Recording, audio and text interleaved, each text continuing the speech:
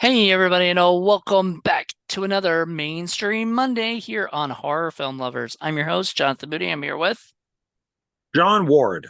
John Ward, my co-host. And this will be the last episode of the season for Mainstream Mondays, but we will be back in March. And I guess at the end, when we're finished with the next at the end of this video, we'll probably announce what we'll be doing in March so people can get ready to watch and check them out themselves before. Yep. But anyway, for now, let's talk about Unknown Dimension, the story of Paranormal Activity. So there you go. It says Paramount Plus. It was not on Paramount Plus, just so you know. Don't buy into hype. Where did you find it? Where did I find it? Um, so I found the other one, The Next of Kin, that was on Paramount Plus. I think Unknown Dimension I rented on Amazon Oh, okay. because yeah, I rented on Amazon and it was like $4 or whatever, and it well worth it. I was It's a okay good with it. documentary. It's Yeah. I actually wish it was longer, but They go yeah. through like the whole six movies. They talk about the seventh a little bit because they were filming that at the time. By Right. the So way, I was happy that we got that. the guy who made it, Anthony Massey of Massey Media and everything, I told him I really dug this documentary, and he said thank you. So I really appreciate that he actually responded at all, even if it's just to say thank you. Some people don't respond. You know, um, we have talked to Oren Pelly at one point, and he said thank you, for doing the reviews of these movies, because I'm sure he enjoys any kind of, you know, even though our stuff doesn't probably drive viewers necessarily, but it's still out there talking about this stuff, which is what a lot of people need to do, Well, the guy that you spoke to and he said thank you, not Oren Pelly, but the other guy. What is his connection? He's the producer of the documentary. Okay. It's So Massey Media. Yeah. so the director of this, I'm probably going to mispronounce his last name, Joe Ban Ellie. Hmm. Um, it's weird how these people get jobs because it says he's known for Burn Bloods, which What's is a that? TV miniseries, 2012. Hell House LLC, he was a producer on, Hmm. and Hell House CCC Origins, the new one that just came out. He's also the writer of Cabin Fear, which is not Cabin Fever. No, it's not. The Regift. Yeah, and then I haven't heard of any of these. Director, it says that there's 23. So let's uh Dungeons and Dragons, Honor Among Thieves, Corpse, Q&A. Okay, he's done a lot of like special TV specials and stuff, so documentaries seems to be up his alley, you know. Yeah, because there's stuff on here with like brides, yoga, Times Square, New Year's Eve, um, getting wet, Jimmy time. I mean, there's No. yeah, it's the Hell House stuff. I do want to see those. Joe Lujan recommended all of them. He said the new one is quite good, so I Cool. want to see that. That Cabin Fear. I mean, it It looks like doesn't. Cabin Fever. I literally thought, oh, he did Yeah, the Cabin Fever remake, and now it's Cabin Fear. no, I would probably watch that. Yeah. Foo Fighters, Times Square, AMC, Lone Ranger, Q&A. So yeah, a lot of kind of behind the scenes stuff with him. So when because I got this in the I'll show it off now. I got this it's in the box set, which is one of the reasons why I wanted it. Right. And So it's it it's its own DVD, right, or whatever. It's not yeah, on. It's like not an extra feature or something on one of them. no, it's its own thing. It runs roughly, like 100 minutes, and it talks about all the movies, and then at the very end, it gets into Next of Kin, where they talk with behind the scenes cast and crew, the Yeah, they were just having director. fun, like. Yeah, You which know, I really liked because I'm like, oh, this sucks. Next to Ken's not going to be on here, and it was. and it was briefly, So like really, briefly, literally, like maybe less than 5 minutes. but You know, it's nice to have it, it's I originally thought from the title because it just says the story of paranormal activity. I thought it was only about the first movie, hmm and I'm like, oh, that sucks. And I want everything. So I was pleasantly surprised when I watched it for the first time that it talked about all the movies. And then when it got to Ghost Dimension, I'm like, oh, this sucks. What about Next of Kin? And then it pops up. And then I'm just like, oh, that's cool. At least they got something on here for it. So hmm somebody cared. And it is definitely a really good documentary. There's no special features or anything on it. Um, I mean, I'm always weirded out, like, cause, like, so there, one of my favorite documentaries is a movie called American Movie. I don't know if yeah. I'm sure you've seen it. Oh yeah, many times. But so I remember buying the DVD, which I think is out of print now, so it's like really harder to find. And I remember buying the movie and watching it and going, why are there like commentary on a documentary? That just sounds weird that the director would do commentary on a documentary, which is already commentary on, like, uh, I like it when they do that. it's That's interesting to me. It's just like, so whenever I see that it's bare bones, I'm just usually like, that just sounds about right, like for a documentary. Like when they do actually have a commentary, it's kind of like a special thing to me, But Yeah, because that's where we found out. A friend of mine told me this because I'd only seen the movie in the theater. I didn't own the DVD yet, but I sat there and I said, why is his idiot brother wearing a Hooters shirt while being interviewed? Like, didn't you know you were being interviewed? Why are you wearing a Hooters shirt? And my friend Lynn, she said, oh, because he didn't know that. Again, I guess she got this from the audio commentary. He didn't know that he was going to be interviewed that day, and that was the only shirt that he had. So that's why it's Hooters. right, And it's like, okay, you know, I guess why you just not? can't stop the interview to have him go home and get a different shirt. But Yeah, go home, get your shirt, and then come back and we'll finish the interview. I would have swapped. I would have had, if there were a couple guys there, I probably would have just had them swap shirts for the interview because it just makes him look like an idiot wearing a Hooters shirt. You know, Yeah. but that's a great film and really. Most of those people in that movie were idiots. Most of them. Yes, I remember. Was it Mark who couldn't get like it's either Coven or no Coven, Coven Coven or or Coven. yeah, Yeah, Coven or and Coven. the older guy's like, no, it's that little line like makes it one of the two, and he's like, no, it's Coven or whatever it was. Coven sounds like oven, man. It's Coven.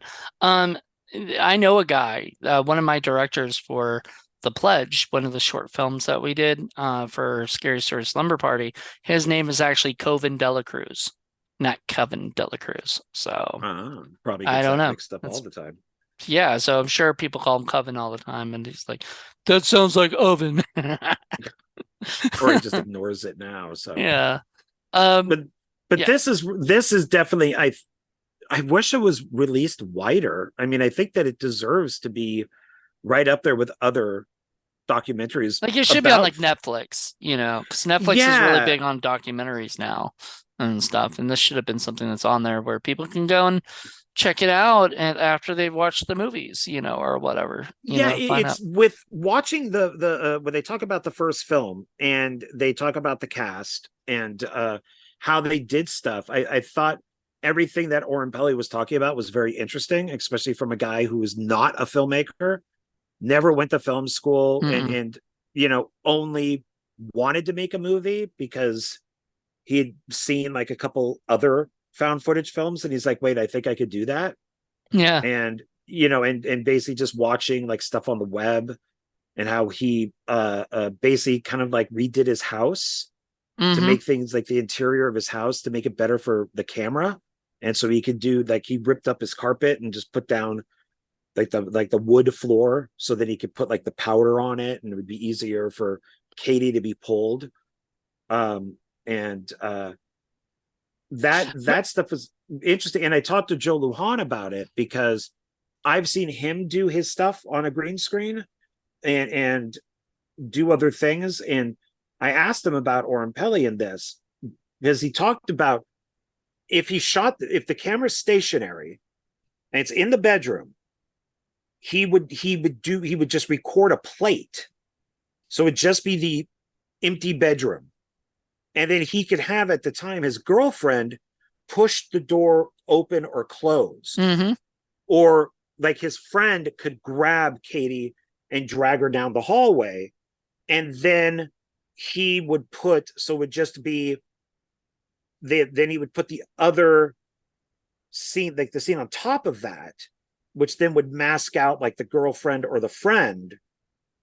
And that would pull him. And Joe's like, oh, yeah, that's because that's what you do. And Joe, I've seen Joe do that where he'll have a character and then he'll be like, okay, stand there. Okay, now move out. And they'll record a little bit of it and be like, okay. And then that way he could use that plate. So then instead of just turning off the camera and turning it on, the That's person would just disappear. We did that for The Invited. John Johnson's idea, obviously, because he knows about that stuff, you know. And John Johnson there's a scene in The Invited, one of the short films I did, where there's a ghost mother and then her two children appear.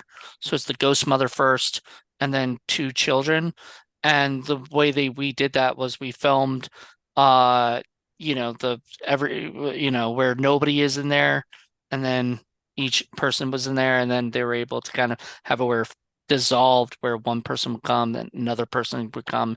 And since John Johnson was the editor as well as the camera guy, he was able to just know like, okay, this is what I'm gonna end up doing when I make that. I really liked working on ghost stuff. So watching this movie and seeing that sort of like being pulled and hearing that Kate wanted to actually be dragged down the stairs and stuff, and they were like, "We don't have insurance. Sorry, Yeah. that's not gonna We'll happen." save that for part two. Well, actually, he didn't say that, but like I think I remember seeing like in the second when they were talking the second one, he was Chris Landon was the one who came in and said you need it to go balls the wall like crazier, like you need her to be pulled all these different places and stuff. And now that they've got bigger money and insurance and stump people probably, you know what I mean, they can do this stuff like where they don't have to worry about that. But for a movie that costs $15,000, and they told people in the auditions that this is a $15,000 movie, and they No made them name. no name. You're not allowed to see the script. It sounded like a snuff film. People are like, I don't know if I want to go, including Mika Sloat, who is the lead. He did not want to go originally, and when I heard that, I thought that was funny because it's really so. You should tell more actors this because actors tend to go, I don't, I'm lazy. I don't feel like going to that audition. Well, that audition you might get, you might not, but what would you rather have? Like the regret of not going and missing out on something, or the regret of not going and you just didn't get it, Like what's the bigger Well, regret? you never know. It could be the next Blair Witch, or it could be the next Paranormal Activity, or They didn't know this movie would be so big, or oh, they whatever. have no idea, no idea at No, all. I mean, Katie even mentions that when the film came out and there was like the line around the block, she was still working as a waitress, yeah, and oh yeah. at like that Universal, and the people had just seen the movie, and they're like, "Wait, aren't you the girl who's in that movie?" Mm. And She's she's like, like, "Yeah, yeah, that's me, but I mm, only have a week left." yeah. Um, So she didn't just flat out quit. I guess she put in 2 weeks. she put in 2 weeks. She said, I've got to make some money, and then I'm gonna be making some money, like off this movie. But like, I mean, they never knew. And then uh, it this is interesting for people who want to be filmmakers, and everything, and are figuring out like how do you make something that gets big. Basically, all Oren did was submit it to a big film festival, right? Like And Scream Fest or something. Yeah. Screamfest, yeah. And and then the one woman who worked for Screamfest knew an agent from CAA, and all the rest of that, happened, right? Like all the And rest that's is, with its original ending. yeah, They still didn't even have contact with Spielberg yet. yeah. So They hadn't that's met, the they didn't go original with cut. DreamWorks, but the agent connected them to DreamWorks and stuff. And then Jason Blum saw it and thought, oh my God, well, if you want, I will be your producer on the movie, right? Because even though he hadn't he wasn't originally there when they first shot stuff, but even Jason was saying that they had to shoot some extra stuff and they were already, before then, Oren was already shooting, like doing reshoots. Like they would do stuff, they would see how it could cut together, and they would go, never mind, let's, you know, and let's reshoot some of these scenes because this didn't work, or whatever. Let's cut this stuff out and edit this. They And followed that tradition through all of them. We don't yeah, know how much they did of that with Next of Kin from that deleted stuff. I'm thinking they did, but yeah. yeah, it was just shoot, Well, shoot, shoot, shoot, shoot. you said in the next of Kin review, which you guys should go check out if you haven't seen it yet. Yeah, it's a good review. Um, but you said that there was basically like 10 minutes of singing and other things and stuff that they cut out Yeah, of it that would probably be, or even 10 minutes of different stuff they had to cut out because it wouldn't have made any sense to the rest of the movie. yeah, And like and that the drunk sound guy. Yeah, Yeah, the drunk sound guy. And so like that goes back to the original thing, but like unlike, something like Marvel where their reshoots cost like, probably 50 to $100 million, or whatever, like a lot of money, just for a reshoot, you know.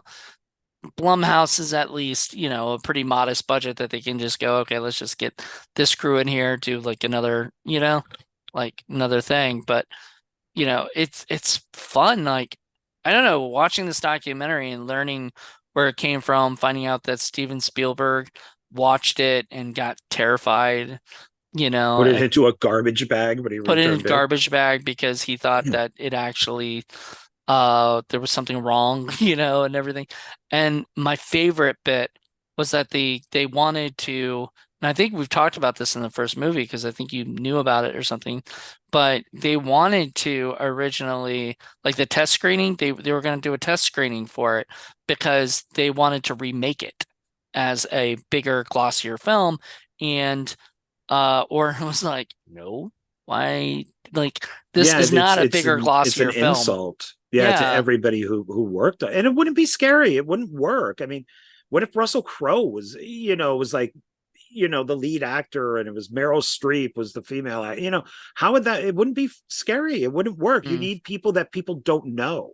right. You need to Because, think that that's your next door neighbor, not well, that, somebody who's won an Academy Award.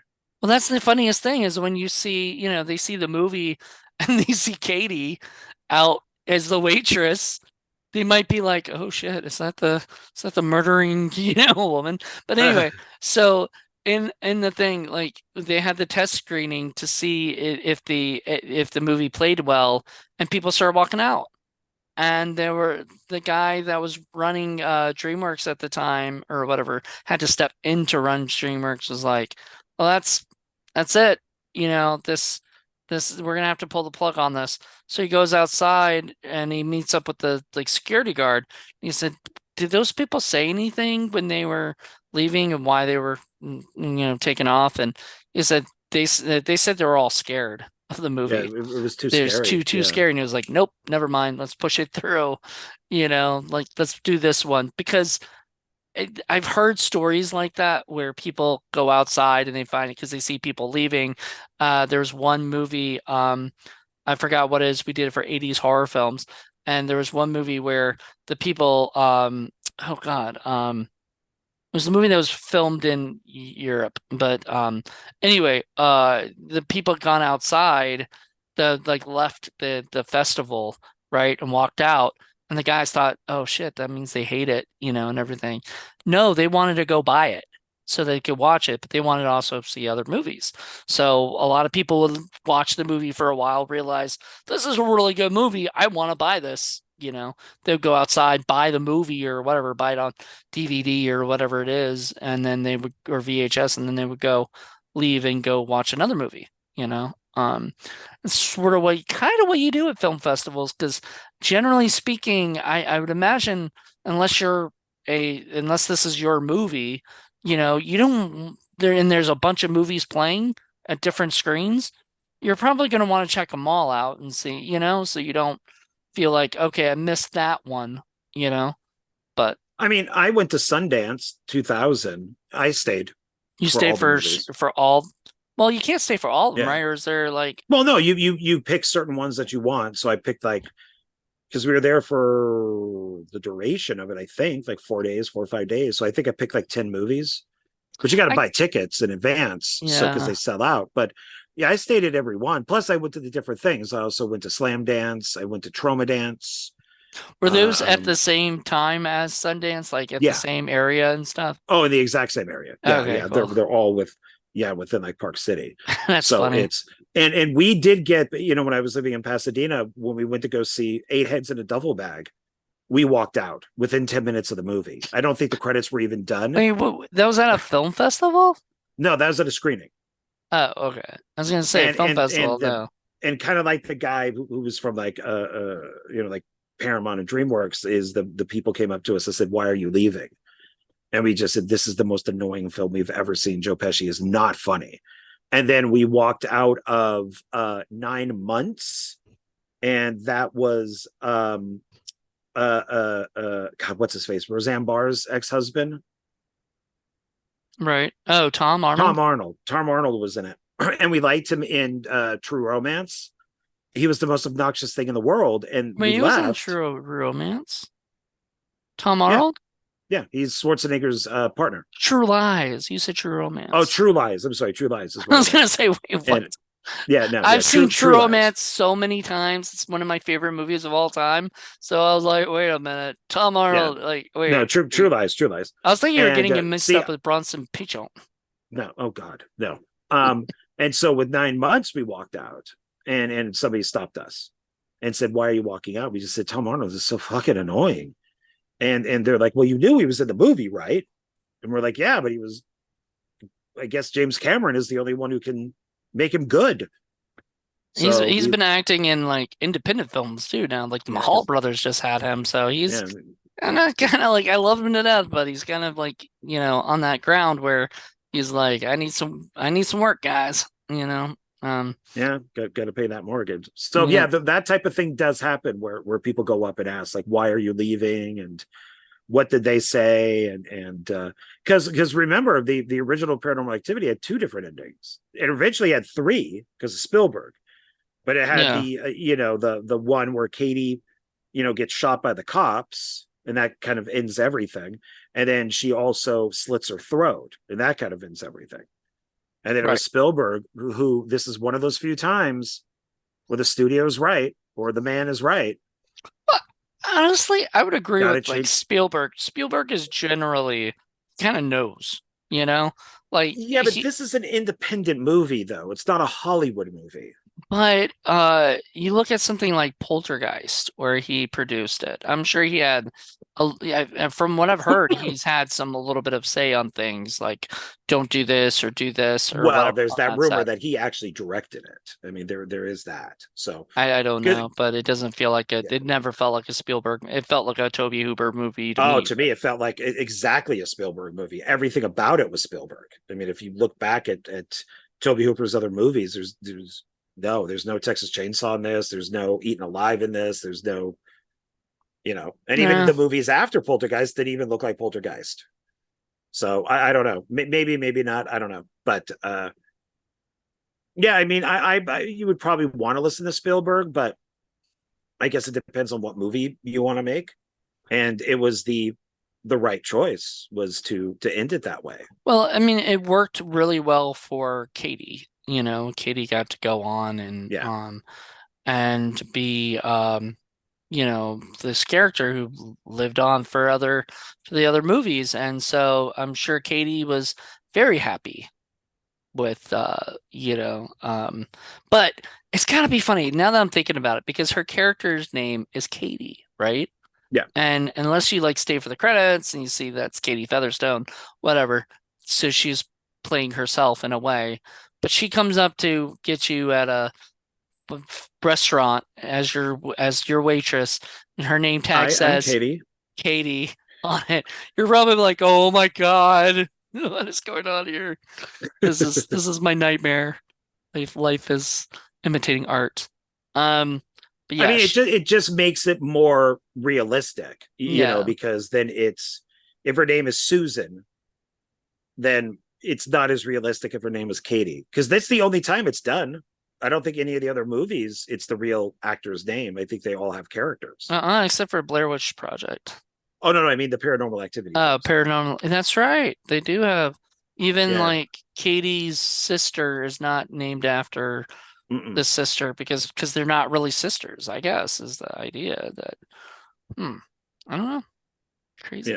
So it's and then I just find it interesting that she really never went off to do anything again. We talked about this, and I brought up the river, which she's only in I think like 2 or 3 episodes, and it's a smaller role. Like one of the episodes, she's in found footage, so it's just her kind of like yelling at the camera, and then she's in like the last 2 episodes. Oh, So it's weird how she wouldn't have even like a Felissa Rose type of thing, where it's like you could get her for a couple days and you put her on the box, right. paranormal activity series or franchise or whatever. But she doesn't even do that. I don't know, maybe if she just left acting, or like I haven't seen Mika in anything. Yeah, I don't even know if Mika, yeah, because Mika has only acted in a couple of the Paranormal Activity movies too. You like he hasn't even been Yeah. in like he has only done two, I think. He did the first one and then he came back for For Ghost Dimension, Or wait, no, it no, was the marked other one, ones. marked ones.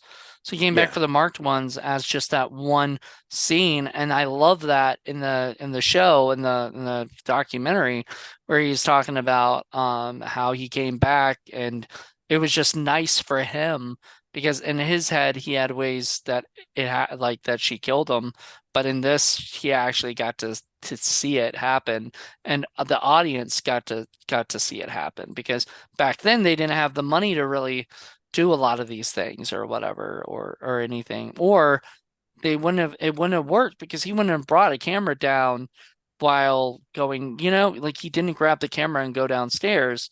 You know what I mean? So we got to see it from the other's perspective of almost like Of the the friend. audience. The Yeah, it's there's a couple things like with the original two endings. uh um there's the woman who gets killed. We hear that she comes in and she screams because I guess she sees Mika yeah, dead. the friend Yeah, of and then that's cut. And then in marked ones, they Mika actually misses a word. He says babe. right. So when he goes down the stairs from the first film, and this is in all of the endings, he yells, he goes, babe, what's wrong? And then he gets stabbed. In the marked ones, he never says babe. He just runs down the You said stairs and what's goes, wrong? he Yeah. just goes, what's wrong? And then I'm like, Oh, wait a minute. And I wouldn't have noticed that if we hadn't watched all of these, right. with all the different endings and all Well, that. damn it. Sorry, Blumhouse. We saw through So your little maybe that's not, continuity error. Where's yeah, Paul's maybe it's not monkey? a, it might be, maybe that's not the actual ending. Maybe that's part of another dimension where he doesn't say babe. Maybe it's another I like always thought babe was weird. Like you're your girlfriend screaming bloody murder and you're like, babe, what's wrong? So the what's wrong, I think, or him saying Katie, what's wrong, I think probably would have been better. yeah. But babe is weird. So I'm kind of glad they took it out. But it's nice, yeah, to have it back. And the river is good. I mean, if people want to, they should watch it. It's actually pretty good. It's not bad. It's half found footage and just half regular. So Yeah. it's not bad at all. And then part two is still my favorite. I still like part two the best. I thought what a genius And of course, that's when Christopher Landing comes in. I mean, what a Hmm. genius idea to make it a sequel prequel. I mean, that was Yeah, like combine it together like that sort of yeah, thing. because you would think they would just remake the first one again, and it's not. It is a different movie. So that was really nice. Yeah, but if I recall correctly, no. So it's a prequel, right? At the beginning. At the beginning, yes, and then I guess did they realize Katie was gone or something like later? Because she was missing or whatever. Or she wasn't. Or, No, because she goes over to their house the same night that she kills Mika. oh, that's right. So they sent her and they transferred it over to her or whatever, at Yeah, the end, the and the that's why she. sister comments on that she gave it to Katie, and Kate, but Katie didn't know that. And that was cool. Yeah, okay, never mind. You do see Mika in that one too. So he was Yeah, in he's at the three, at very least in beginning. three movies. Because he's not in the third one because uh It's a the third prequel, one is a like a flashback. prequel. Yeah, Like that's the beginning, the Paranormal Activity beginnings, you know, or whatever. yeah, with the sisters as the little girls, and that's the one that's a little confusing, yeah, and that I was the one you think. didn't like as much. Yeah, on that last viewing, I wasn't as big of a fan of it because I thought the stuff with the boyfriend that was living there was kind of weird, and then the mom they kill, and I mentioned I guess she served her purpose hmm because she had the daughter, so now they didn't need the mom anymore, so they killed the mom, and then they bring the two girls upstairs, and then yeah, so I don't I thought some of that was, and it was just kind of boring to me. I didn't, it was the first one where I questioned the lighting, like where's the light source coming from? Yeah. And I didn't And fully, I honestly I didn't really care about the behind the scenes of that one, like that. I liked that they had the two guys who did what is it that did Catfish, and they kind of like at first apparently they were almost not going to get the part like do it, they were almost not going to be able to do it and stuff, but then they like I guess they decided that these guys were the guys. Like I think Jason Plum said these are the guys. We need to have yeah, them. they liked, well, like the director of part two had to write an essay.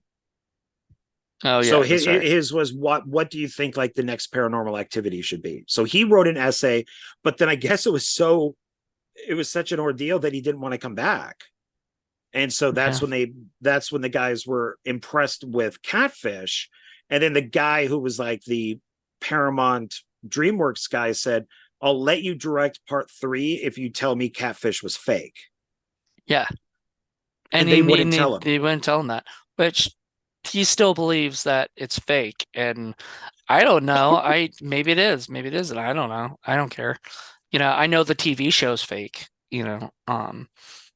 they literally ask people on that television show to like they all like basically they ask people to come out and then they tell them, okay, this is who you are, this is what you're gonna do, this is how this, you know what I mean? And then it's fake. But most of these things are fake, Oh yeah, and it they're all scripted. yeah, they're all scripted. It's supposed to be. Reality TV shows can't be real. Because you I also mean, have to have them sign waivers and stuff. You have to have them sign, for to use their appearance. I don't know if I've ever told you this story, but one of my friends is a huge, uh, you know, reality show girl nut. It's not Jackie, even though I think she likes watching that stupid Kardashian show, but whatever. Um, this girl, I showed her one of my friends this, a movie or TV show or something, and she was like, "Okay, well, now that you made me watch that, I have to make you watch something." I was like, "Oh God, what?" And she said, "We had to watch one of those." Orange County things or something, like one of those shows Oh, that's not yeah. not the Housewives or whatever, but like just whatever, like the not the OC, because that was an actual TV show, but like, something like that. Whereas in, Like the Wives of Orange the County or Hills something. or whatever, that kind of stuff. And so I watched one of those shows, and it was the first episode. And in the first episode, somebody goes to run over, accidentally runs over somebody's cell phone that was on the ground, right? So they back up the car. Now, normally, if it's just recorded and they're just following people, there would be, somebody watching somebody from this angle or whatever. The car literally, the camera is literally on the ground as it comes over and crushes the car. So or crushes the cell phone. So like the camera's on the ground, the car backs up and runs over the thing, and then the guy goes, "Oops, I didn't see that," or whatever. And I'm like, the fuck? This is fake. Like, it was my first like real like, this is fake. Because why would, as a filmmaker, I go, why is that camera on the ground? And it's like we see this on the Paranormal Activity movies when something happens like that, like we noticed on Next of Kin, where the people are filming something and you're like, hey, why is there a fourth camera there? Like, what? This kind of Right. stuff. Like, it shouldn't, that shouldn't have been there. They can't catch that, and stuff. And I hate that. Like, it Well, just that's drives me yeah. nuts. It's that's why it's all scripted. I mean, Yeah. I made my two found footage shorts, and it was scripted. It was an outline, and like Mindy or Julie, depending on the film, had to hit certain beats, but Hmm. they could ad lib. But as they just needed to say certain things to kind of further the story, but they could ad lib around it. Right. And we needed to make sure that they shot because they shot it themselves while I hid in the back, and That's the best they thing would about directing found footage is you got to be like hiding. You can't, unless sometimes I'm sure there's some directors that are the actual camera person at that time, and then maybe there's just a voiceover of a person saying all the lines. I don't know, but well that and that's the same thing with these is that it has to be, except for maybe the first one, but probably from the second one on, is that it has to be more worked out. You hmm have to make sure that you're hitting certain cues or that the camera's aimed in a certain direction, or you're following certain beats, and which is why I've brought up in the past, like, who's editing these, where are they finding this footage? Yeah, the Amish one, I'm like wondering because then you're also editing in cop footage. How do they get the cop footage back? Like there's that story, like it just sort of continues to go, but I'm like, somebody had to have found the camera, the body cam, or whatever, like it it they this is don't why they I don't don't like found footage. Like it they don't just give reasons anymore. For mine, I said for the one with Julie Prescott, and it's, she's like a scorned lover, is that at the very beginning it says that this footage was found at a dumpster, like a homeless guy found it. And then for the cannibal one with Mindy and Johnny, that the footage was found in the desert. So they did a search for her and they found the footage in the desert. right. But they don't do that anymore. It's not like they Blair do it for Witch the did it. Blair Witch Blair originally did Witch it. did it. The first Paranormal Activity did it. Hmm. Where they explained that it was like police footage, but nothing. I don't think after that they really explain where anything I mean, I guess they just comes from. don't care because they like whatever people are watch. They're not watching them for that explanation and everything. They're watching them just to see this. Paul and I had to review like an asylum movie called like how it was not the Whaley House, but it was like Haunting of some house, right? And it was so boring. Like even the stuff that was like supposed to be scary and jumpy just bored us. Like we were like, really, this is, And the worst part was it was supposed to be someplace in like Colorado or something, some house in like Colorado, but you can see like palm trees in the background. So like, what the fuck, man? Oops. Yeah, that's a major oops. Hey, Uh, Halloween, the but original Halloween has palm trees in it. yeah, It's supposed to be the East Coast. yeah. Oh yeah, and they filmed that shit. And well, I went down those roads, where the not the Michael Myers house necessarily because that got moved, but like the two babysitter houses and stuff in it. And I have like video footage of me and like Vincent Pereira walking down the street on that road and everything, and you can see these beautiful trees that aren't palm trees. Like they are not, and these do not look like, you know, um, what is it? Like anything LA, you know. I was like, this looks like a suburban house in Illinois, like, or was it not Illinois? Where Yeah, is it Enfield, Illinois. Yeah, I think Illinois? so. Yeah. Yeah. So I would buy this, but all the other places around there, like if you kept walking, Sunset Boulevard is right there, you know, like right by they just don't shoot over that area where you could see Sunset Boulevard, right?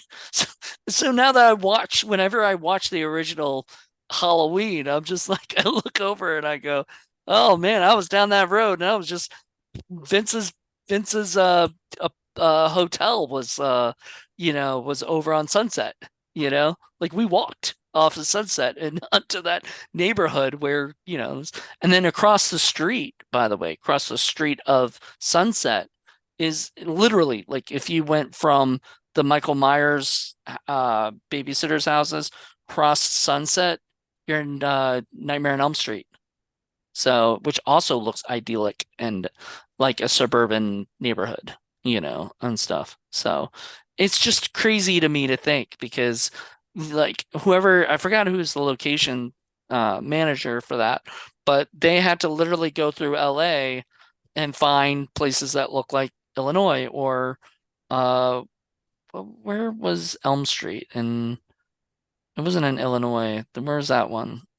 Um I don't remember where it's New supposed to take Jersey or place. not New Jersey, that's Crystal Lake. I don't know. Whatever. Wherever it was, they had to find another suburban place that could look like anywhere anybody normally lived that wasn't from LA, you know. So, I mean, whatever, it's kind of cool. Yeah, okay. Well, these films don't have to worry about that. So they're Yeah, all well, they they're filmed in houses in LA, I think, generally, right? Or like yeah, I think even Irvine though or something. one says Nevada, which I don't think it's shot in Nevada. Yeah. Another they're kind of like up and down California, I think, but they're not. Yeah, they're not. They're I think they're all LA, somewhere in LA. So it's you know, um, like I think what is it, part four? Might as well move on to part four. I believe that's supposed to be Nevada.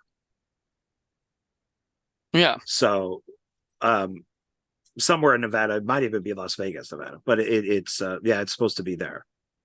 And so part four takes place after part two. Yeah. So that's the sequel to that. And that one I did enjoy. I think I liked that one a little better, even though I thought it was more of a remake of part two because it dealt with the daughter and the boyfriend. Both boyfriends were horny, Yep. and the daughters got along with the parents. And So 2 and 4 kind of almost like a companion piece together, right? they're Like, yeah. I mean, I think that they just kind of duplicate themselves a little bit. and that's what they said in the documentary too, though. Like they mentioned that. They sort of say like, um, there's a part where they were trying to get them out of the house. The two guys, the two catfish guys, directors, they're like, we want to go on a road trip or something, like we want Yeah, to yeah. not do another movie where a bunch of white people are getting ghosts in a house. It's kind of boring. And then I'm they got surprised. vetoed on that. Well, I'm surprised they didn't. I think nowadays, I mean, at least in Next to Kin, they had the African American guy, so they try to get some diversity in there. right now, but most of them have been just white families, you know, and other things. So, um, Well, that's I why I mean, like part five. That's why I like marked ones. yeah, you like Is the that marked that it ones because it because was it's Hispanic. different. Yeah. Yeah, and that it's That's what I um liked when I first watched it, before I got to actually watch it again, and I've loved it even more. But when I was first watching it, I was like, this doesn't like this is Hispanic, but it still feels Paranormal Activity, you know, like yeah, but I think mentioned that it felt like Brightburn to me too, because it felt more superhero. You yeah, know but I kind of like that that. he Is it took a different turn, you know, and tried to do yeah. something. I guess the only problem with doing something like that is like you're now screwing with the universe, you know, the Paranormal Activity universe. You know what I mean? Because now that's saying like the next movie doesn't have that, you know, or whatever. Maybe that's another reason why they decided to make it a spin-off because it did have a little bit of that, you know, superhero stuff that's never seen again, you know?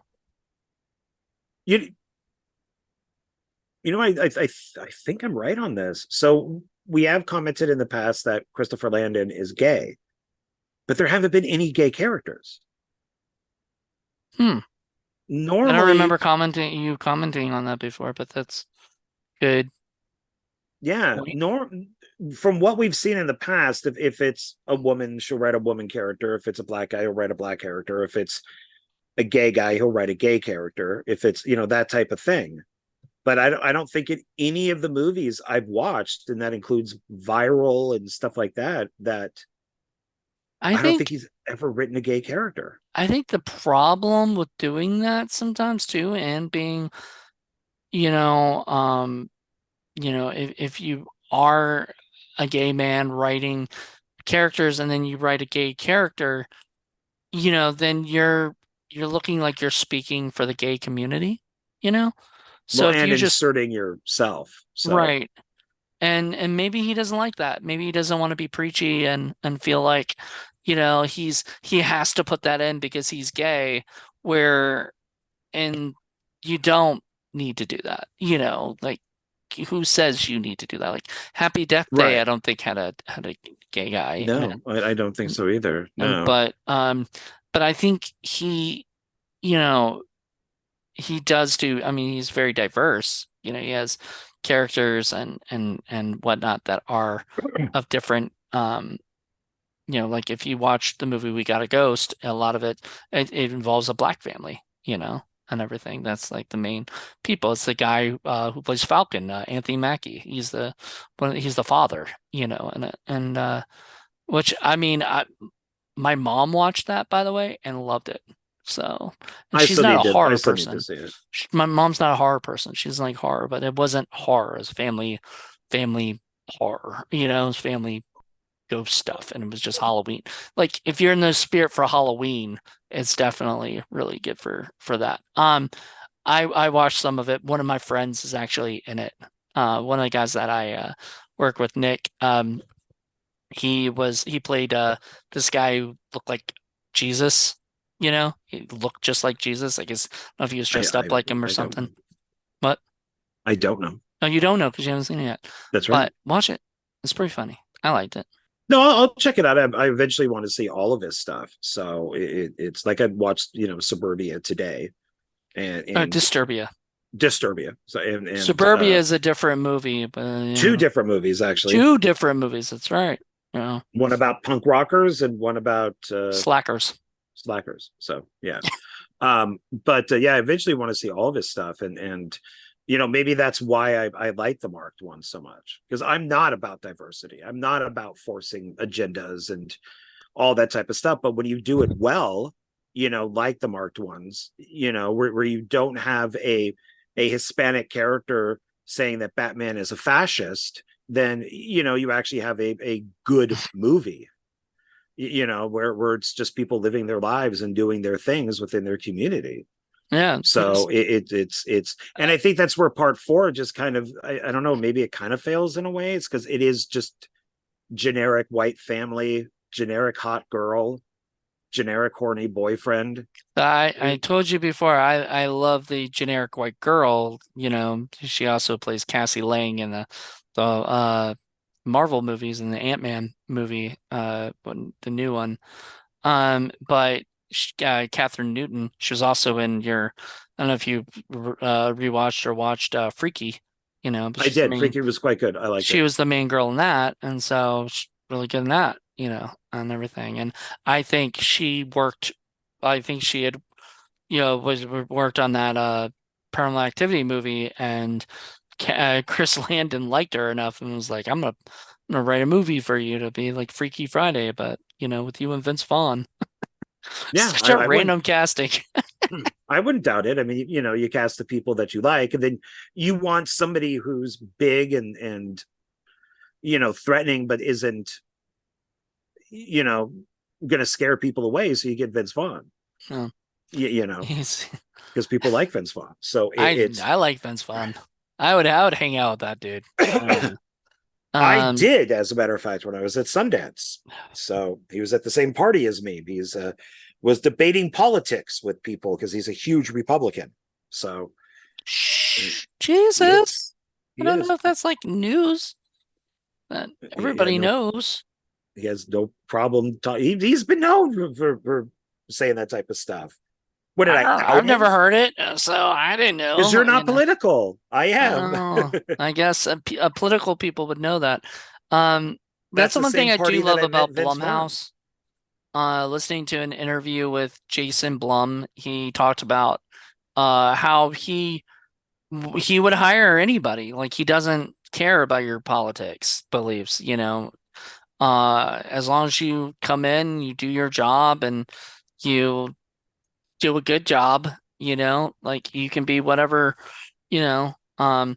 Somebody, I think he got interviewed by Ben Shapiro of all people, and Ben Shapiro was asking him about that, and had mentioned that like a lot of people get fired from Hollywood just because of their political beliefs and stuff, and if they just say they're Republican, they get fired, and what is it?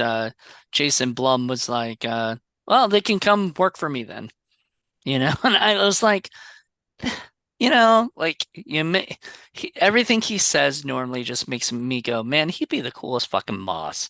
Like I mean, I'm sure yeah, he yells at people if he has to. He puts his foot down, you know what I mean? But like the dude just seems like he'd be like pretty relaxed, or whatever. He seems like he could be chill. Yeah. Yeah. So Yeah. I definitely like, I mean, I'd want to work with him, but I don't have anything to, you know, I'm a nobody. And what he normally does is for most of the movies, I don't know about the Paranormal Activity stuff, but usually those movies, they're usually Well, directed by somebody. we do know about the paranormal activities. I mean, we Well, know no, no, that I mean, like, the second director did an essay.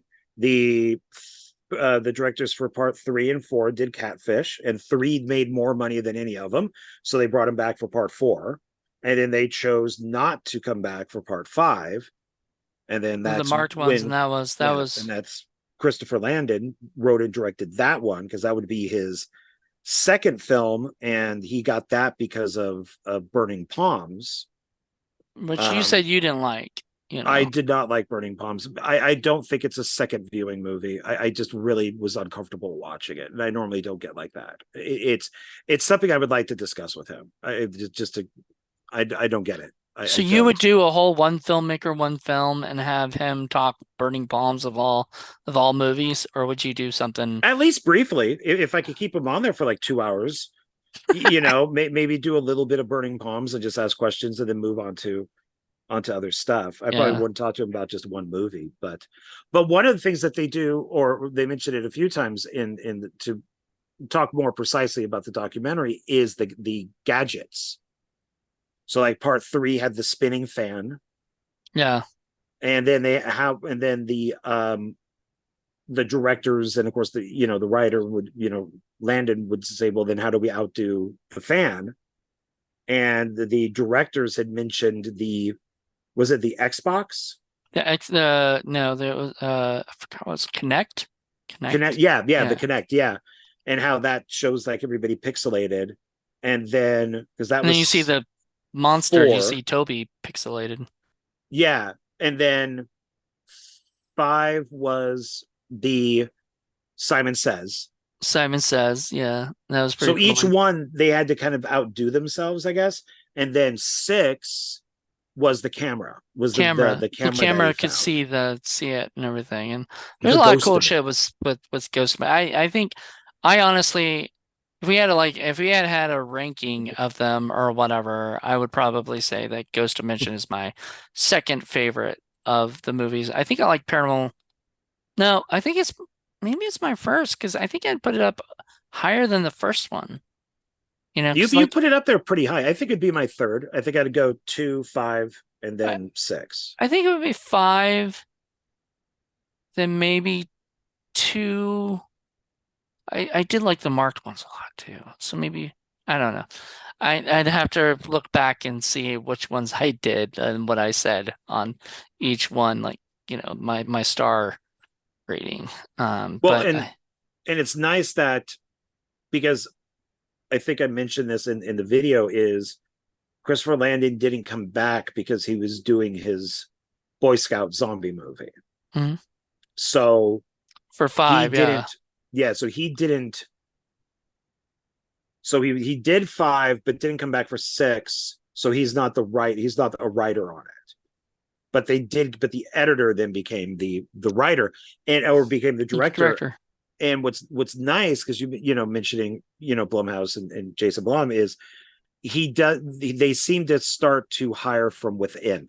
Hmm. So it's like with Christopher Landon, that he mentions that he kind of got promoted. He Yeah. earned it from writing 2, 3, and 4, and then it's like, okay, the guy directed a movie, so let's have him do this. And then the same thing with the guy who did 6, that he was the editor on all of them, and that he became it's a good thing that when they mentioned, I think for part 2, that they wanted him to edit scenes, and he's like, do I get paid for this? And they're like, no. But I guess because he went in for free, edited all these scenes together, they're like, yeah, you're going to stay on as the editor. And he's like, well, do I then get paid? They're like, yeah. So I would imagine if he said no, he's like, no, I got to get paid. He would have blown that opportunity to be on this franchise and then become a director. Yeah. So there you go. That's a lesson to you guys who are trying to work their way up. Don't look a gift horse in the mouth, in a way. Like if somebody's giving you an opportunity, take it no matter what. Now, I know some people are like, oh, you need to get paid. You need to get paid for this. You need to do this, and I'm No, like, sometimes you don't. sometimes working your way up and doing stuff, to be nice to other people, if you're working for the right company, they'll probably help you out. If you're working for a scumbag company, they might not, they might And be this like, ooh, obviously wasn't a scumbag company. I mean, it's 3 no. companies. It's Paramount, DreamWorks, and Blumhouse, and he did the right thing. And it's sometimes you just don't be a dick, Yep. and you take that chance, and who knows, it could have been some sort of test. It could have been, let's see how he does. He'll work for free if he, kind of like what Roger Corman does. He brings people in, and a lot of the big directors today were trailer editors, No. and they would edit trailers for him, and then Corman would advance them to be directors, or they were screenwriters for him, or for James Cameron, he was more of like on the technical side. And so he, that's how he got Piranha 2, was that, he was a model maker. I lo I loved hearing like Josh Becker, the guy who did like Thou Shalt Not Kill Except and Running Time and Apocalypse or Alien Apocalypse. He met Roger Corman, once, and he said he asked or he wanted a job, with Roger. So he went to meet with Roger, and the first second he saw him, he goes, "Weren't you? Wait a minute. You were a senator and because I guess this was a long time ago. This is before internet and everything. You could just see what people look like. and everything. He goes, "You were the senator in Godfather Part Two, right?" He goes, "Oh yeah, I was, right?" And then Roger Corman goes, "I don't have any work for you. I'm sorry." She was like, "Damn it."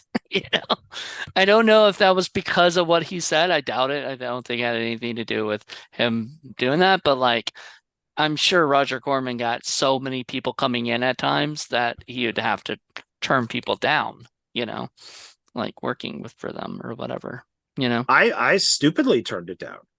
Yeah, you I told was me the offered it. story. Yeah, yeah. And it was the dumbest mistake I've ever made in my life. Plus, a lot of Corman's, the people that worked for him did later on put him in movies. Coppola did. And then he's in Silence of the Lambs. Hmm. And even though Wes Craven didn't work with him, but he felt that Corman should be in Scream 3. So it's because it's an honor. You're doing a tribute to Yeah, to Roger Corman. So it's you might as well, right? If you're gonna be able to put him in the movie, put him in the fucking yeah, movie. yeah. If you're making a big enough movie and you're able to, I don't know how he's doing now. I know he's Oh, still he's in alive. his 90s. Yeah, Yeah, he's alive, but he's in his 90s. yeah, So he's not it's probably doing cameos. yeah, I think he's more just a figurehead now. He's more like Stan Lee, type of thing Uh, where what's gonna happen to his company once he's gone? Are they gonna continue doing it, or is it just gonna eventually dissolve? his wife is still here and his kids. Oh. So I as you know, I have my inside to Scream Factory, who releases a lot of the Corman stuff. So Cliff told me stuff. So they're still doing stuff then, huh? Yeah, they're still making films, and I think his name is on it, as executive producer. But I don't think that he's actually on set and stuff. That I don't know. But I mean, he's just at that age where I think it's more of a just a name, like a status thing. So, Hmm. but Um, who's not in Ghost Dimension? See how I circled that around? yeah, thank you. Is Katie? Katie Oh is not yeah, in it. that's right. She's She's not she's in it. she's mentioned, but she's not in it. And Nope. I don't know where she would fit in, but I'm kind of disappointed. But at least they bring her up. Wait. Yeah, they brought her up because she's the one who actually gave who gave them the house or whatever, right? Yeah, they tore down that house from the first film and rebuilt the house.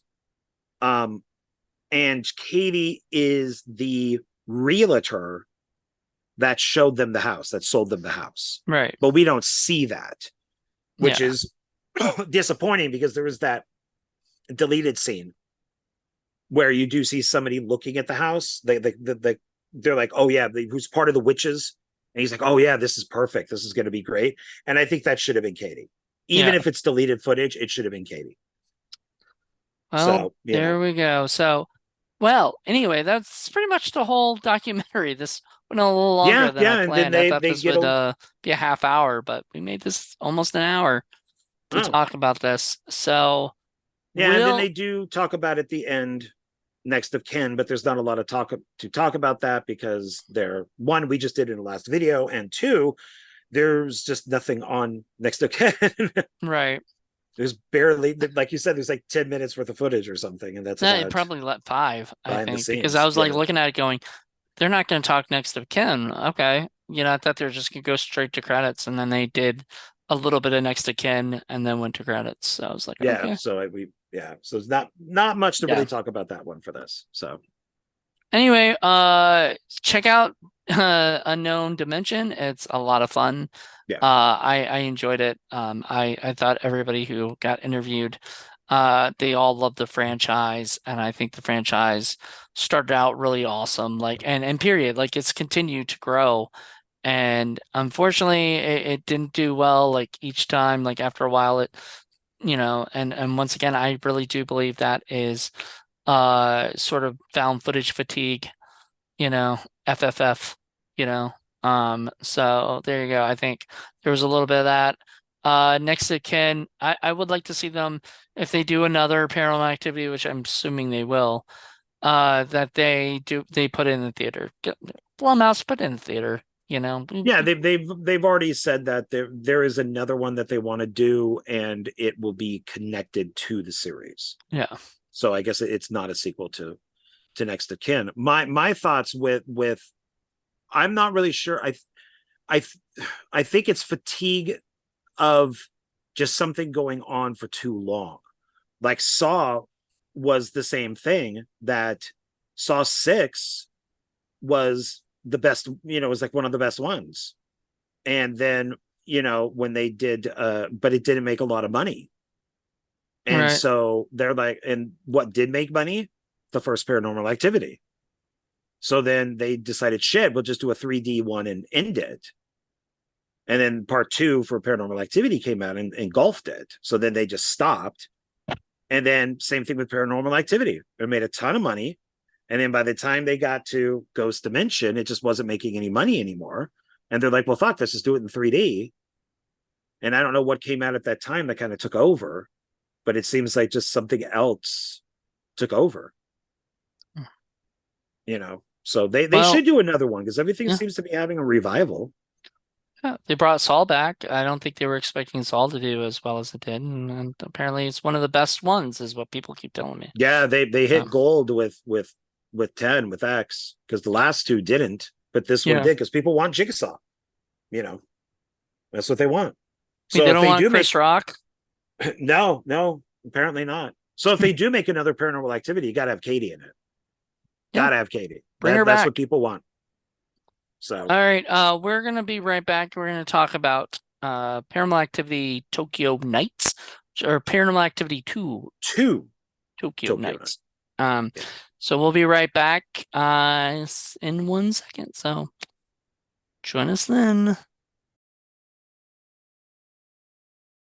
Hey everybody, and well, I guess I don't even have to really say that because this is the same video. It's just It is the transitioning. same video, but you did get out of it and then come back. So I guess you could still Yes. say welcome back Well, welcome back, everybody. We're here to talk to about part 2 of this video. Paranormal Activity 2 Tokyo See? Nights.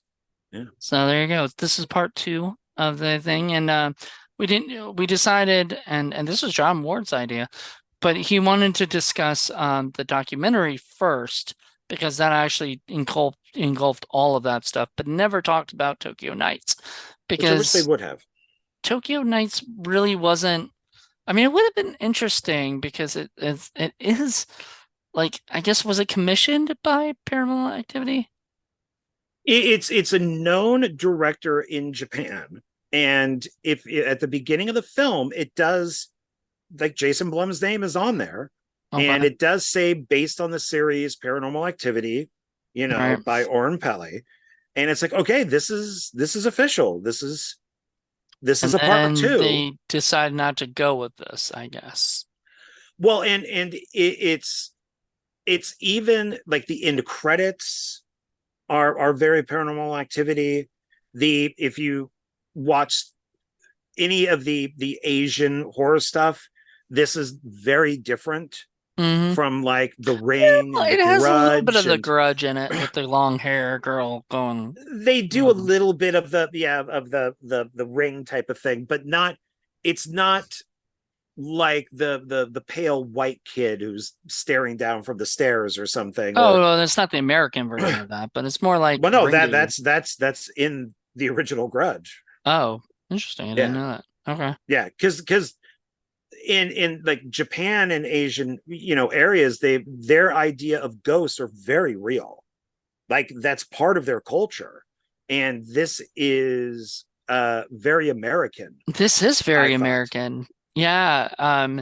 It, so here's the like, so the interesting thing that I thought of when I was watching it was going, okay, so first of all, you see movies like The Ring or The Grudge, where it's or what was that one that Kirsten Bell was in? I think that was also originally a Japan movie, but it was like Impulse or something, or Pulse, Oh, yeah, yeah, yeah. right? There were 3 of those that were, yeah, and I actually like the American versions better than the Asian versions. Yeah. So, and so like all these movies, the American versions sometimes are not nearly as good or nearly as scary, Oh but god, stuff they're like The Eye and One Missed Call are just awful. but they do try to sort of mimic the Japanese, feel of the horror stuff. This felt like a Japanese movie ripping off an American movie. And Well, so like, the plus the other ones have, like, the Grudge movies, the originals, the remake is connected. It's the same house. okay. So it does go, like the original, Grudge, and then like it's some, then it kind of, yeah, spins off to the American ones. And then The Ring does the same thing where where it's supposed to be, like the tape is, you could say that it's kind of taken from the original. Hmm. They even did The Ring, like, versus The Grudge, which was boring as hell, until Ah. the end where both of the girls meet up, and that was very lackluster. But this is, I remember, and I'm going to tell people this, that you told me you hated the movie. So when we had to postpone a couple of times, Okay. you're like, I don't even know if I want to finish this. I hate this movie. It's so boring. Yes. So just so everybody knows, my computer went on the fritz. And I was trying to watch the movie and then I don't know what happened, but somehow or whatever my storage kept getting deleted and it would just go like, 0.55, 0.54, 0.5. And I was like, it was doing this like really quickly and it was freaking me the fuck out. It was almost like a horror film. I was like, what is going on here? Like, what has possessed my computer? And I thought maybe it might even been the movie, or something like I got a virus from your movie, but it didn't make any sense because you've seen it and it didn't. And I have actually malware protection now that I uploaded, and it would have told me if there was something that was infected that was, it would have told me if this was something that could have been infected. But anyway, yes, I started watching it. I watched about 20 to 30 minutes of it, and I was like, this is trash. I don't like it. I was so bored. And I'm one of those people. I am one of those people that like if I'm not invested in the first 10 minutes, I really don't want to watch it anymore because I'm like I'm so bored. Like I want to do something else. Get ADHD, but I have to review the movie. And so I think I snapped at you a little bit and was like, I don't want to watch this. Like, I don't want to do this. And you even said at one point, if you do not want to do this, we can, not do it if you don't want to. And I was Yeah, like, no. I was just happy to watch it because I really enjoyed it. So, so yeah, but you kept telling me watch more and more. So, I started at like like 32 or whatever, I think it was, and 32 minutes in. The other thing I didn't like about Daily Motion, is that the Yeah. thing we watched it on, is that they have commercials every 8 minutes, literally every 8 minutes. And so it would pop up like 8 minutes in and it would be a commercial, and then you have to skip it, and then you couldn't skip both commercials. So they'll show you both commercials. And I'm like, it says skip. Should mean like you go straight to the thing. Like they don't understand YouTube at all. You know? And so I started watching it and I was like, oh my God, this is getting annoying. But then it didn't get annoying because every 8 minutes I got hooked for 8 minutes. And then I would do that and I would go and then I'd be like, okay, I've got, you know, like six more of these to do, then I'm done. I was counting down to when the movie was over. Which is not what you're supposed to do when you're watching a movie. But I still found this movie like the cool scenes were nice, but never watching this again. Never. It's I did find it on eBay for pretty cheap, so I think I'm going to purchase it just to have the whole Good. thing. But I think some of it is, um, when we're comparing it, let's say, to the first film, which it's mostly a remake of, It is. um, it's of course, the original movie is in English. You don't have to read subtitles. Two, it's not that we know the characters, but they're relatable. And Yeah, so you they're can brother and wait. sister, you know. Well, but in like in the original is, even though they're basically the same runtime, it's like we don't, in Japan, these actors could be huge. Like maybe the brother is the Tom Cruise of Japan, and we wouldn't even know that. Maybe she's like some huge actress. I know the director is supposed to be pretty big. So the film did make money. So we just don't know, like maybe the dad who's in it is a big actor, but we wouldn't know. And it is all subtitles, so that it's hard to focus because there's a lot of dialogue. It's primarily talking. And it does take a while for anything to hit. So, in the first film, we have scenes of Katie knitting. How thrilling is that? But you can relate to it, and it's in English and all that. But when they're here eating food, Eat a lot of food. yeah, I'm which like, I good like. God. I like some of that stuff they were eating. I like the house that they were in. I like the food that they were eating. Yeah, no, I mean, I Um, didn't mind the food that they were eating, but I was like, good God, they eat a lot in Japan. well, and even the stuff, like, we there may be some stuff in that film that we are completely unaware of because of a culture difference.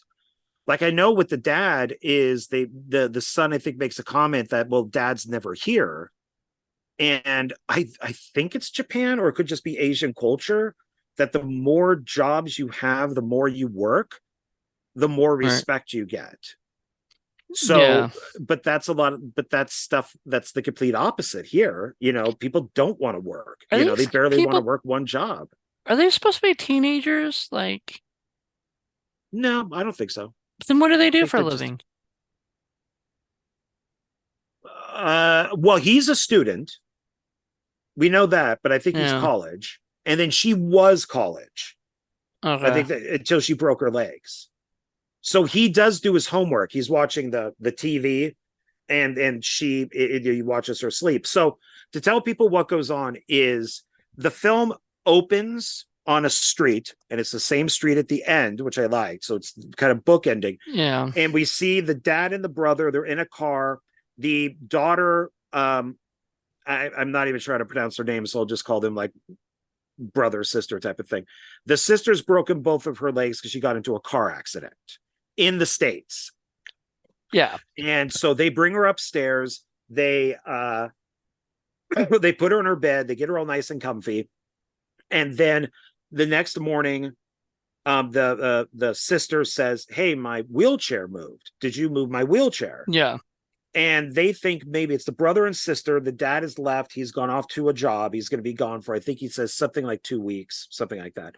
And they're like, well, the brother's like, no, I didn't, but maybe somebody got into the house.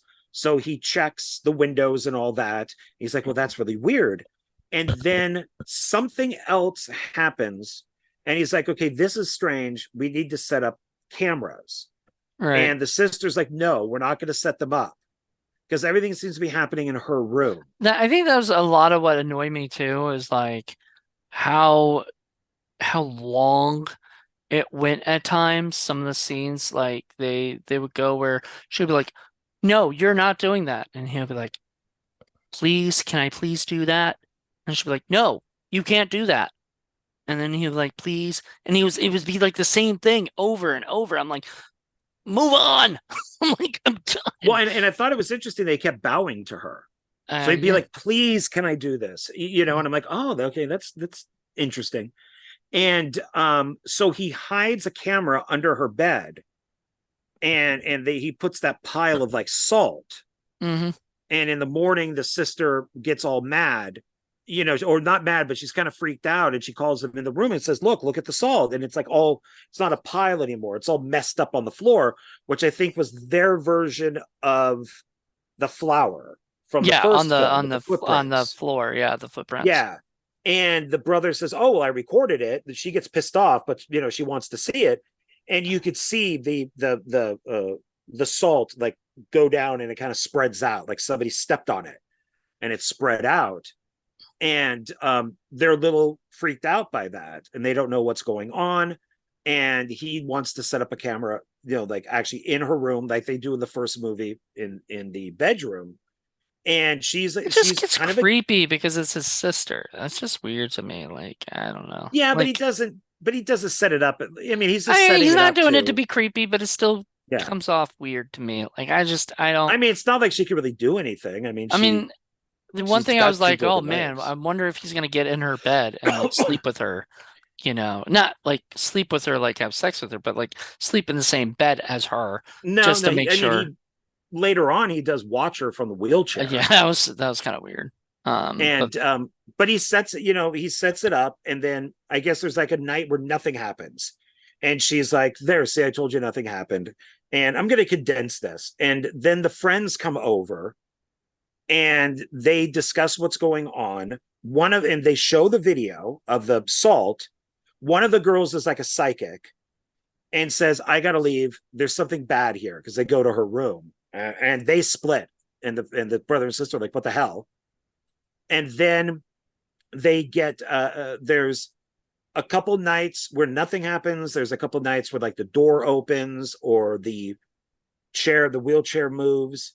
They then get their version of an exorcist. yeah, as a priest. Yeah, I think in on like IMDb it says like exorcist or something. So it's just, yeah, whatever their version of, yeah, like a priest or exorcist is.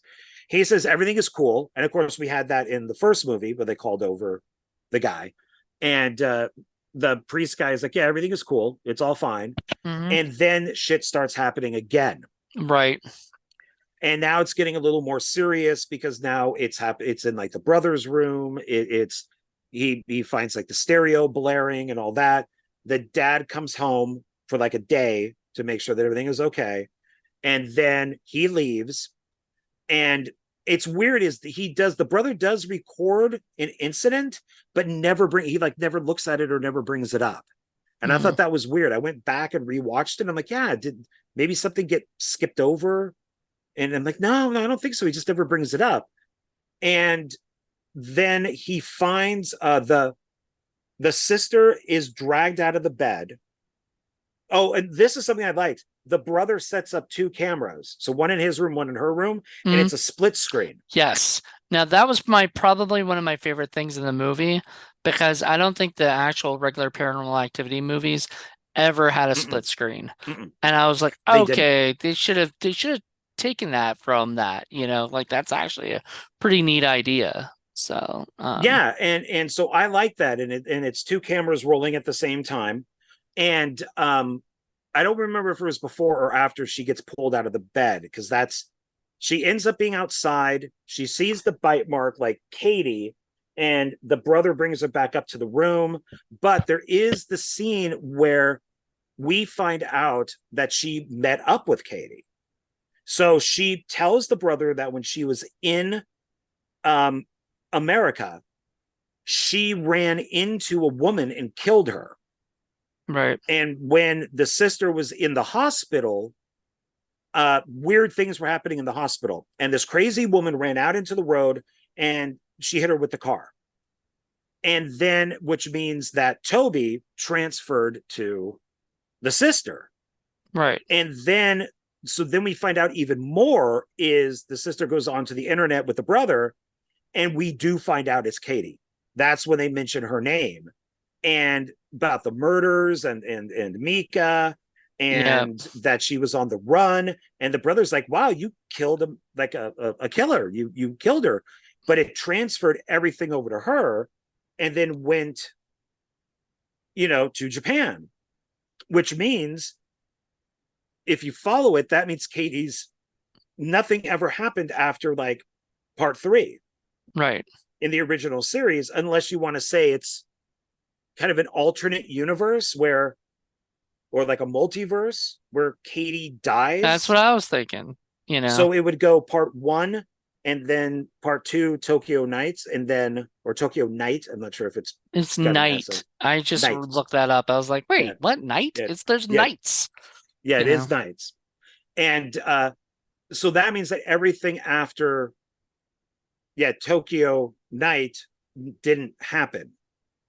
So they could have done a whole franchise in Japan of their versions of 2, 3, 4, 5 with this girl, with the sister, which I thought would have been awesome, because then you could have had maybe like the girl ends up in like a film.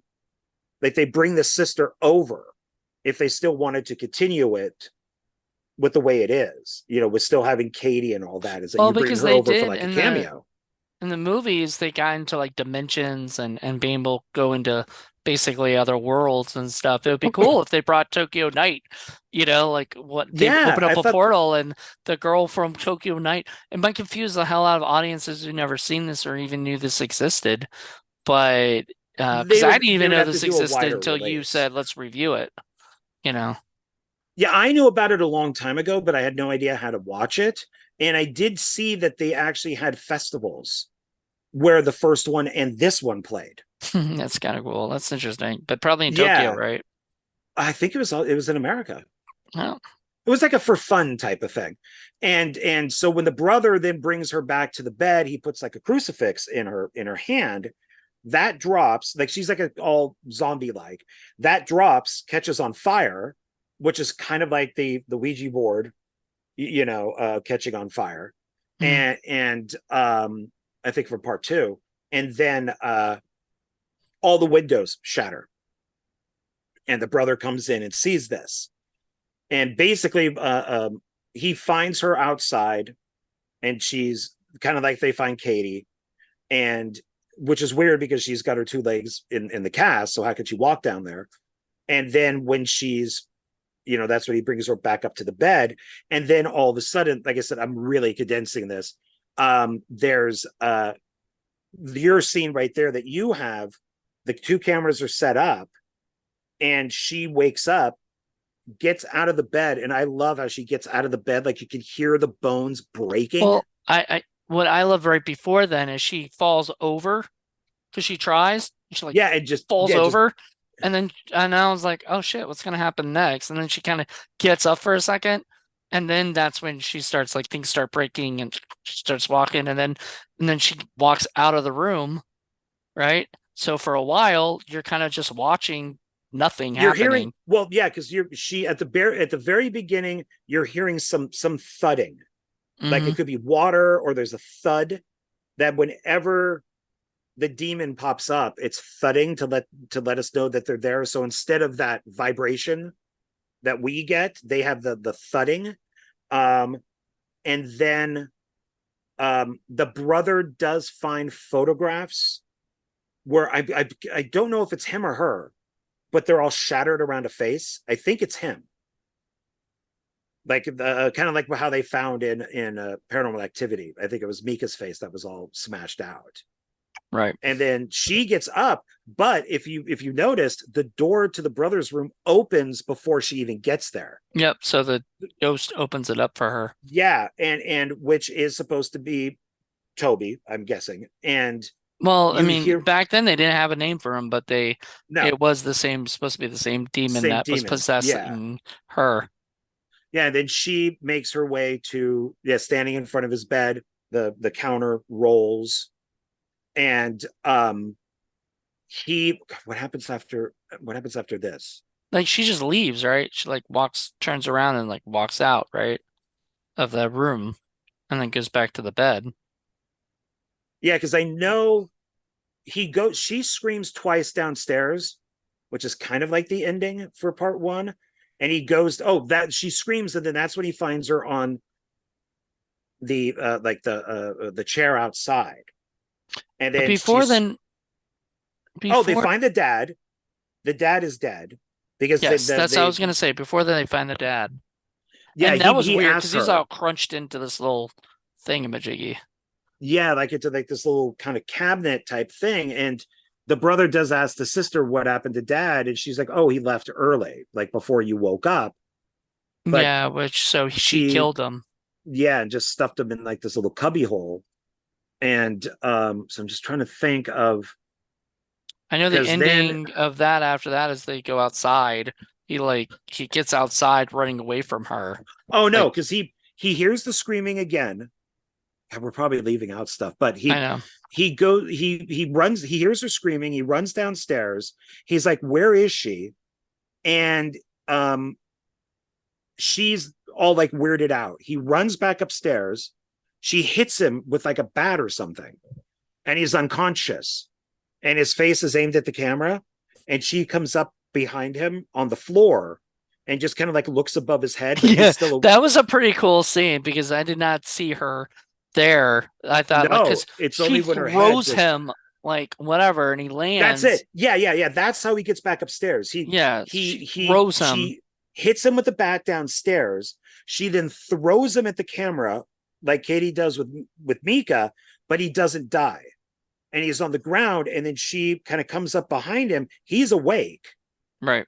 And he freaks out and then runs like on the bed. He gets out, runs outside to that same street. So we got, the beginning is the end, or the end is the beginning, whatever. And then he I guess flags a down a cab. taxi. Yeah. Yeah. Which was weird. Like, why would a cab be there that like just there at that particular moment? The cab was driving by.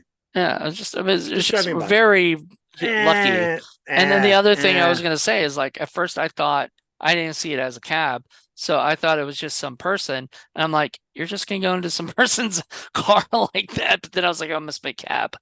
Yeah, yeah. It's a cab, and he tells the driver, just go anywhere you want. And then they're speeding down the street. And then the sister does the same thing that Katie did in America, where she just walks right out in front of the cab and she smashes into the window. And I guess the cab is wrecked. And that cuts to the morgue where the brother goes in to see his dead sister. And that's the camera is like I guess like a security camera. And he pulls it back and it's her. And then Toby lifts him up, pulls him into the dark. He screams, it goes black, and then that cuts to the brother on the slab, and she's okay. Yeah. And then we get that little kind of the ring or the grudge hair that's down And here. then my least favorite thing in the whole world is that like sort of like goes like at the end and stuff. And I'm like, man, don't do that.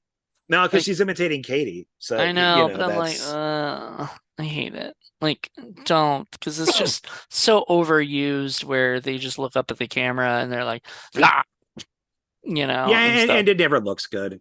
it never looks good. And it's not scary. I'm sorry. If some chick went up to me and went, I'd be like, what's up? I mean, whatever. What's up? But I really like this film. Like I said, I want to buy it to add it to the collection. It's not one that I would watch on a normal basis, but I thought it was well made, well acted. I like the house. I like the food. You I like the food. I thought the food looked delicious. It did look delicious. And I mean, all that fish and rice was probably really good. And I like how its beginning was its end, and then I love that Katie's mentioned twice, and so it is an official sequel. Yeah.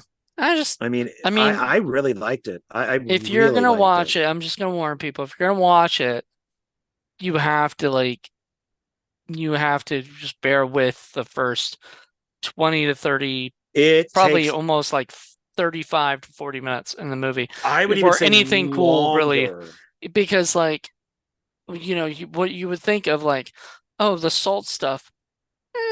And then like that didn't do anything for me. Doors opening, closing. I don't care. But when you start having stuff like him getting thrown or the fire on the cross and the crucifix or whatever, things like that just seem like they put a little bit more effort into it.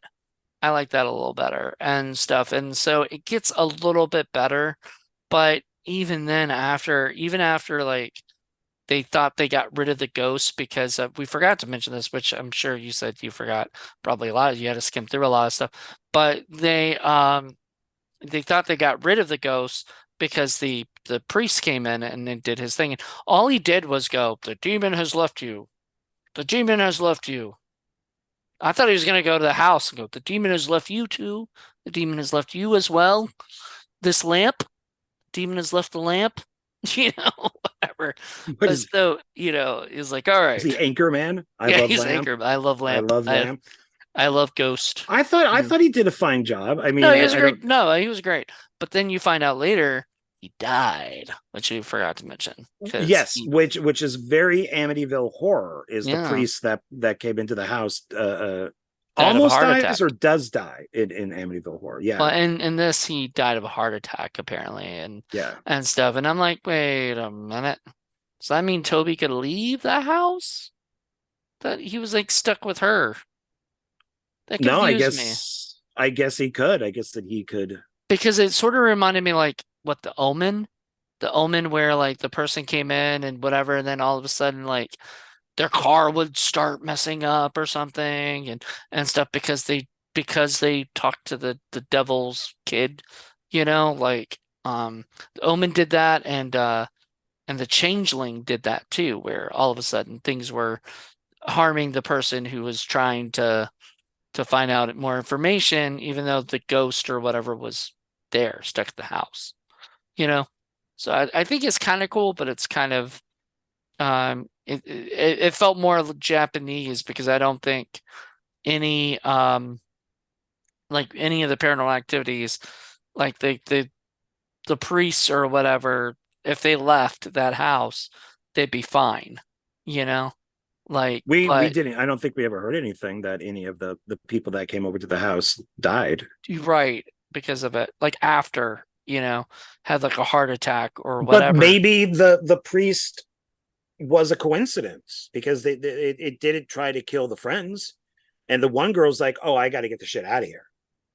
Yeah, It did. she was the priest in the first movie. Remember, the priest in the first movie was like in Paranormal Activity 1 was like, "Oh God, there's too much stuff here. I'm already feeling too much on it wants me to leave, Right. and everything like Yeah. that." Which so they did that with this, which I once again it felt like a remake, like a Japanese. I call it a requel, I guess. It's a requel.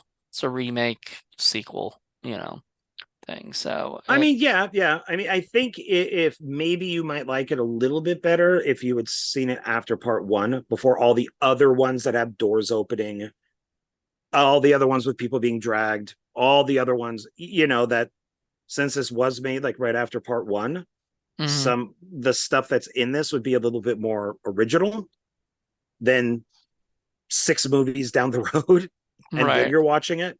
Then you're watching and you like because this does feel like this belongs in 2010 where it was put out, because it just feels dated. It just feels like the same shit from Paranormal Activity 1 and 2 and all that stuff, which it is too, but it feels like the same. And then yeah, if I had watched it, if we had done this where I watched Tokyo Night after part 1 and then watched part 2, I might I don't know how I would have felt about part 2 because I would have been like, okay, they kind of did similar stuff too. And that might be another reason why they decided we don't want this as a uh sequel thing, or whatever. We don't want this canon because we're gonna do the same similar thing for part 2 ourselves, the American version, you know? Well, and it says so. I'm looking here on Wikipedia. So it says commissioned by the Japanese distributor Presidio Corporation. The film, so commissioned. You did say commissioned. The film is based on the 2007 American film Paranormal Activity and documents the events that follow from the original movie. Paranormal Activity 2 Tokyo Night was screened at various locations across Japan by Cinema Sunshine. It was later screened in various other countries. And it does say here for the plot in 2010, during a stay in San Diego, California, a Japanese student, cannot pronounce her name, is involved in a car Hey, accident Carol, that breaks both of her legs. She returns home to Tokyo, Japan. Her 19-year-old brother. okay, so you said he So, was a and college student, yeah. yeah, so then it just gets into the plot, like the wheelchair moving and stuff like that. And does it say? Um, Yeah, possessed. She becomes violent. He flees to a taxi, strikes her before crashing. Security footage at the funeral home. Believed to have, yeah, sister died in the crash or believed to die in the crash. Let's see. Yeah, so the brother is suddenly dragged into the darkness, screaming, and the camera cuts. When it runs again, the brother is, or the sister is staring at him with a demonic grin, and a growl is heard. Oh, wait, heard. In an epilogue text states that the brother was, I didn't see this because I didn't go all the way through the credits. Uh, a text states that the brother was found dead. The sister's body, oh no, the father's body was discovered in the house, and the sister's whereabouts remain unknown. Yeah. I figured that. Like, I mean, the first thing is when I first saw it, I thought he was looking at his dad on the slab. And I saw it was the sister. And then I was like, okay, so why would he even like he knew she was, I guess because she got hit by the car, so you just assumed she was dead, you know? Well, the But guy, I'm like, you got to go in and identify it for the coroner. yeah. So you went and So did that it's, and yeah, and here it says for home media, Paranormal Activity 2 Tokyo Night was released onto rental DVD and Blu-ray March 4th, 2011. Then it was released on home entertainment in Japan on April 5th, 2011, and internationally on demand by AMC Theaters in nice. 2022. It was part of a bundle with the rest of English language film series. Cool. So it's, and I'm guessing this is, I believe this is yen. So its budget was 1.35 million. The box office, oh my God, the box office was 41.7 million. Whoa, that's weird because on IMDb it says that the worldwide gross for that was only 475,320. So, Well, this is yen, so I don't know how to calculate yen, but I guess in yen, this appears to be a lot of money. hmm, there you go. So, And yeah, I don't know. The director is not highlighted. So what did the director do? And then we'll wrap this up yeah. here. So the director, I'll bring that up real quick. His name is Toshikazu Nage. Um, he was or is a filmmaker out in Tokyo. He's done a lot of like he's done some television out there. And I mean, other than Paranormal Activity 2 Tokyo Night, I have no idea. Like Scary Nursery Rhymes 1 and 2. He's done just a lot of TV. A lot of ones that, I mean, all these things I've never heard of. Like Yeah, banned from broadcast 1 and 2. Gosuto Shizutamiu. I don't know. Wow, banned from Um, broadcast 5. Yeah, I uh, wouldn't even know how to pronounce a lot of this stuff. I've never heard of it. yeah. Yeah. The lead actor though, I looked him up and he's done a lot of stuff. Nothing in America. I don't think. It looks all Japanese. But he's been in a lot of television and film, and um, he did a movie called Dawn Wind in My Poncho. Okay. Dawn Wind in My Poncho. It I'm okay. sounds more like a Mexican film, but all right. Library Wars, Book of Memories. That sounds actually fun. The Library Defense Force. Yeah, What? it's funny, is listed under Paranormal Activity 2. Oren Pelly is listed as one of the writers. So I I guess mean, was he they just gave him credit. creator? Yeah, I mean, it just says writers, and then it's the director and Oren No, Pelly. So they're giving him credit for. on IMDb it says, yeah, film Paranormal Activity. So really it's just saying he was the original writer of Paranormal Activity. Like he's Yeah, based on it's where they his took it from. characters, Yeah. yeah. But the director is the same writer of it or whatever. Um, is there any trivia here? This is a side quill. That's what it's called. That's what IMDb is calling it. It's a side quill, a side story related to Paranormal Activity series, not a sequel to Paranormal Activity. Um, it's featured in How the World Remade Hollywood by Ed Glazer. Huh. So, yeah. And the actress has been in a bunch of stuff too, including, I guess, their version of CSI. What's it called? CSI Tokyo? Now, CSI Crime Scene Talks. She's Oh, in one episode. okay. Interesting. Yeah, nothing else I'm that. so sad because I can't ever watch any of these movies. Like, I'd love to see a bunch of Japanese films, or TV shows, and as long as I can have subtitles, I would love to check these out. Um, just to see like what they do differently than we do. I'm sure they do a lot differently than we do, but they have like I just heard that library like defense squad or whatever. You know what I mean? Like that just sounds funny, like who thinks like you have to go find a very important book as a story for a TV show? Right.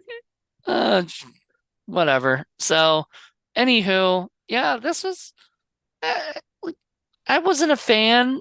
I don't think like I said, I don't think I'd watch it again, even if I watched the whole stuff again, I would leave this out, you know? I mean, it's just not my cup of tea, you know?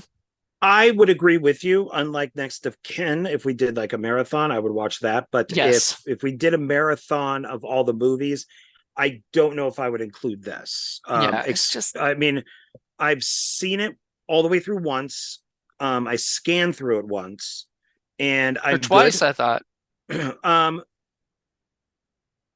Then you said you scanned no, through it once before again and then once today. no. I Next of Kin, I watched once and scanned twice.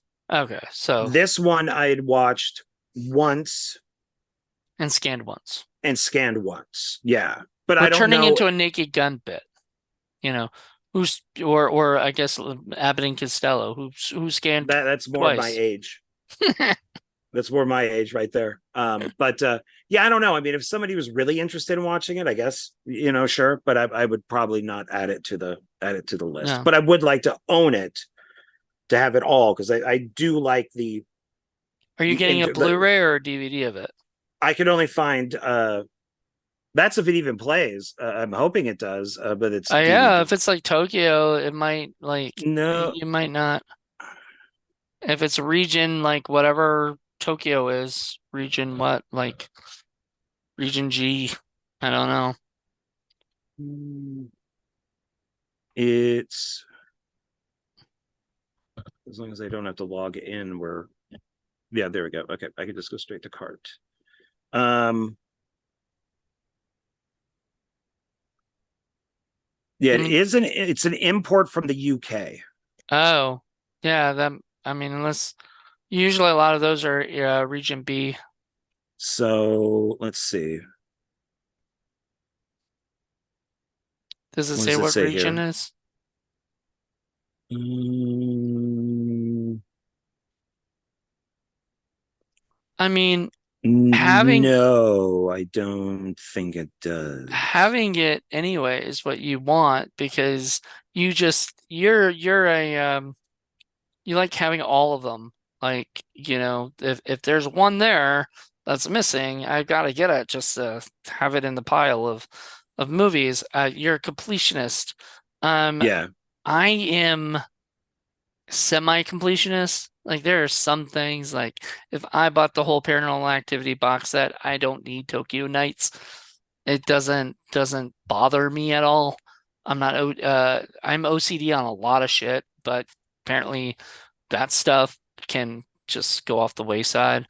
If I found it for like cheap, like $2, I would probably jump on it. But if it's like $20 or less, I'm just like, or like, or more, I would be like, no, no, not at all. Hell, $10 or more, I'd definitely be like, nah, don't need it. You know, Yeah, I'm it's not. not seeing anything. It's free delivery. It does come from the UK, How but much is it it? doesn't. It's $11.12. That's not bad, I guess. No, and You look at the if you click into it or whatever, you can see the should have a product description. yeah, there's nothing. Well, I guess you'll find It's. out. I mean, I can just contact them. I mean, just say contact seller, so maybe I can just contact the person and say, hey, will this play in the US? Just to make sure. Yeah. And if it doesn't, then Some I'll just. some work. I bought something from forgot where, like someplace in Europe, Finland or something, someplace further away. But I bought it, I bought like a movie and it played well on my 4K. So I don't know if that was because my 4K could play some of those things or something or whatnot, but maybe it wasn't a region B thing, it was region A, B, and C. Yeah, I'll just reach out, find out.